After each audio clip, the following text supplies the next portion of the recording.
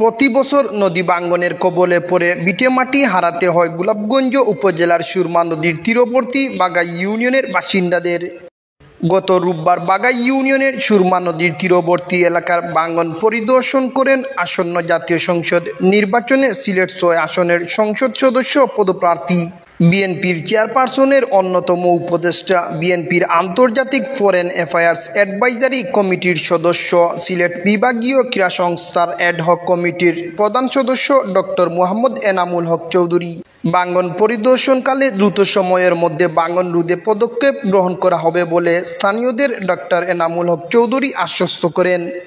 Doctor Enamul Haque চৌধুরীর আশ্বাসের সপ্তাহ পেরোনোর আগেই তার উদ্যোগে সিলেট পানি উন্নয়ন বোর্ডের উপবিভাগীয় প্রকৌশলী মোহাম্মদ আমির হুসাইন খান বৃহস্পতিবার সকালে বাগাই ইউনিয়নের পূর্ব বাগা সরকারি প্রাথমিক বিদ্যালয় ও বাগা গোলাপনগর আরাবিয়া ইসলামিয়া মাদ্রাসা সংলগ্ন ভাঙ্গন পরিদর্শন করেন তিনি। এ সময় উপস্থিত ছিলেন সিলেট জেলা বিএনপির উপদেষ্টা, গোলাপগঞ্জ পৌর বিএনপির প্রতিষ্ঠাতা সভাপতি ও পৌর নির্বাচনে বিএনপি মনোনীত দানের শীষের সাবেক মেয়র পদপ্রার্থী গোলাম কিবরিয়া চৌধুরী শাহীন, উপজেলা বিএনপির সহসভাপতি, বাগাই ইউনিয়নের সাবেক ভারপ্রাপ্ত চেয়ারম্যান সেলিম আহমদ, বাগাই ইউনিয়নের ভারপ্রাপ্ত চেয়ারম্যান আব্দুল হাকিম পারভেজ, বাগাই ইউনিয়ন বিএনপির সহ সাধারণ সম্পাদক